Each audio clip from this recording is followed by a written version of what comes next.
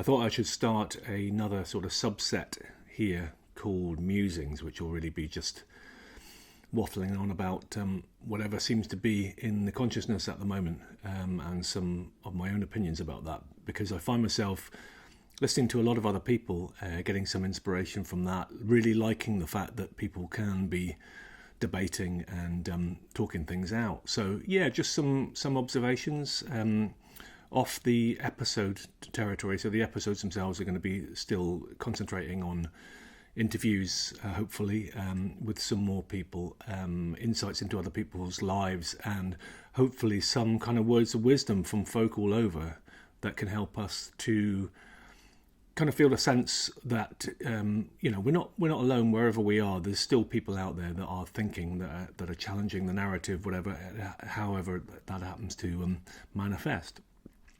So I suppose in the news over here in the UK, there's this phenomenon of the politician or ex-politician Nigel Farage, who was pro-Brexit, kind of, I suppose, what you call right-wing over here, and he was debanked in that he was he had his bank closed, his bank account closed at Coutts, which is one of the old establishment banks that deals with, amongst other people, with the royal family over here, and with people with quite a bit of money. So he had to go into this freedom of information, public access request to find out what the reasons were for that. And of course, they turn out to be purely political. And we find that even within the hallowed halls of banking, there is, well, very much the agenda is there, which is to silence any voices which they find to be reprehensible, really. So he's kind of brought things into the public consciousness over here, and that's brought together both the left and the right in the political spectrum here, although there's no left or right really. There's just one sort of smudge in the middle really these days, which they all seem to have the same kind of ideas and outcomes. And that will probably lead to some kind of legislation being passed whereby it will be the right for everybody to have some kind of bank account, and the right to be able to keep their money in there and all the rest of it. But I think that people are missing a trick with this really, because it's almost as though these are the last days of conventional banking, and they very much know it. It's just that what they've done is, in this instance and in many other ones which they've been getting away with for the last few years, it's more a case of flexing. It's like trying out the new authoritarian tools which they know they're going to pass straight into their hands. Really, as soon as we get the phenomena of central bank digital currencies up and going, that itself seems a certain inevitability.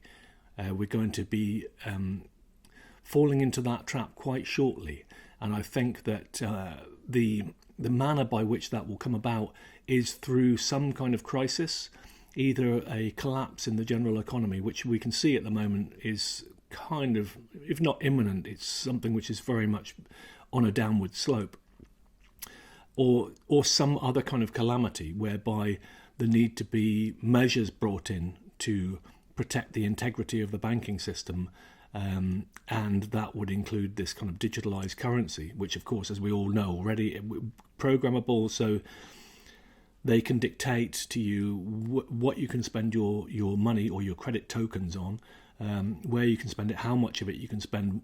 You may even have a time limit on the funds that are available to you. And of course, if you have any inappropriate thoughts or comments online, etc., then that credit may well cease to flow.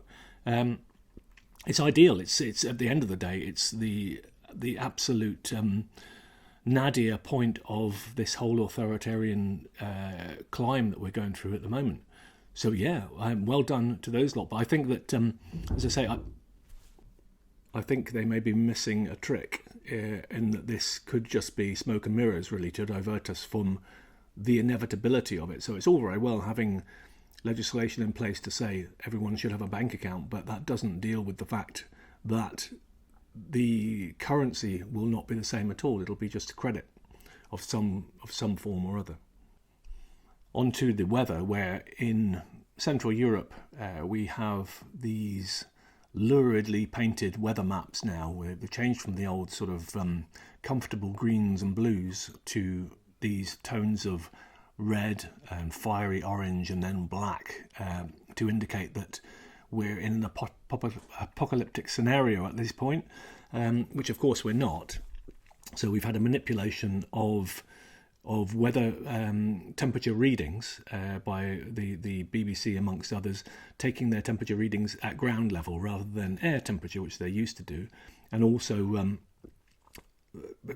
coming into the territory of seers and prophets by being able to tell us what it might be. Next week in Sicily it could be 48 when it turns out to be 40, but nevertheless that's forced upon us as a narrative to let us know that it is in fact the end of the world. So, you know, anybody that questions that is, of course, a climate denier. And we come to that familiar phrase again, which is denier.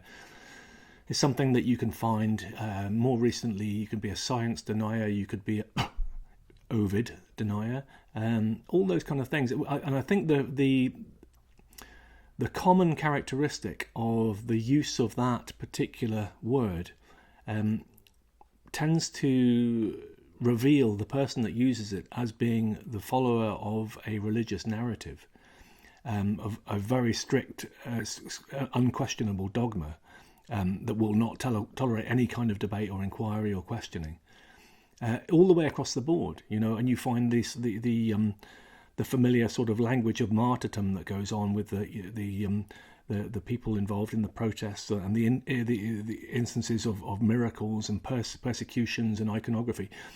And recently I took a motorcycle trip up the coast here, and up to a little cafe in a place called Gairloch, and sat down, had a nice cup of coffee, and I look around, and there you find that familiar kind of iconography with there's Bob Marley in the one corner, and there at the above the door as you go out, there's the sacred image of Greta Thunberg herself, with one of her sort of flippant quotes written alongside it. And it's almost as though it's a little shrine in these places toward these new saints of the new world that we're entering into. You know, a young girl who's clearly been abusively used for the agenda of other people, has no education, and certainly no education in any kind of scientific technique or analysis of weather or climate. Yet there she is. So just another body being used for those kind of purposes. So yeah, denier. Use denier, then you're going to have to realise that you are probably in a religious cult perspective of some kind or another. Leave your comments down below, if you can, on that matter. Also, of course, if you've got the time and you like it, give it a like, subscribe, just so that I can kind of get to grips with this whole thing and try and do more of it, really, you know, see how this goes. Shuffling papers. Young women are starting to see through the scam that was feminism, and they don't want to be working anymore. I think they've had enough of being disenfranchised from the home and the family, and being taken out of the equation, being told that men are this toxic version of the species, and that the only thing that you should be concentrating on is wealth and position. So you have the phenomenon of the boss lady who has been chasing after this elusive prize for all of these years. In the meantime, the opportunity she's had to be a mother or a wife, a partner, part of a valuable social relationship, a couple at least, if not a family, people that are doing something that are building up their own culture and strengthening it rather than this perpetual kind of like weakening. So yeah, the pantsuit and the 40-year-old, maybe something of the past, who knows. But you still have the transistorhood to contend with, to keep confusing the lines and borders between what is male and female. But I think I prefer to see that 40-year-old woman in a pantsuit than I do some of these bearded grotesques in lipstick and eyeliner at the end of the day. It's like, come on, lads, make an effort, Maybe shave it off or something, a bit of the chest hair. It's like looking at some kind of carnival from the 19th century. It's, as I say, grotesques. Disturbing. But you do you, and be kind and all those things. Just be kind. That covers a multitude of sins, doesn't it? Really, be kind means it's code for never question. Just keep with the program. Otherwise, you're going to be punished inevitably. We all know that. Be kind. There is an upswing at the moment in what could be described as black conservatism. A lot of people getting off the plantation of low expectations and realising the scope of that agenda which they've had to subscribe to for the last whatever century, and how it's actually been abusive to communities.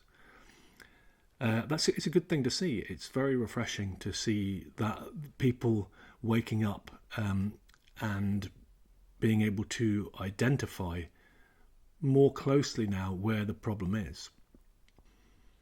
You have a Jason Aldean country and western song, which is sending people into conniption fits on what is called the left these days, with these accusations of racism and lynching songs and all the rest of it.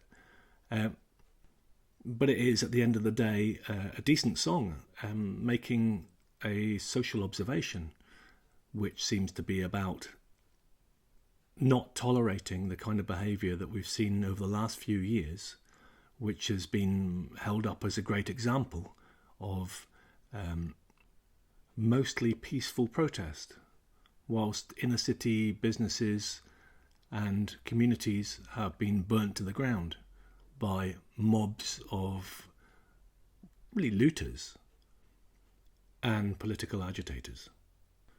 So if you were to characterise that song itself as being somehow racist, then maybe that suggests that there is a certain demographic which is more predisposed toward these acts of arson and violence than another, which I guess says far more about you than it really does about the song.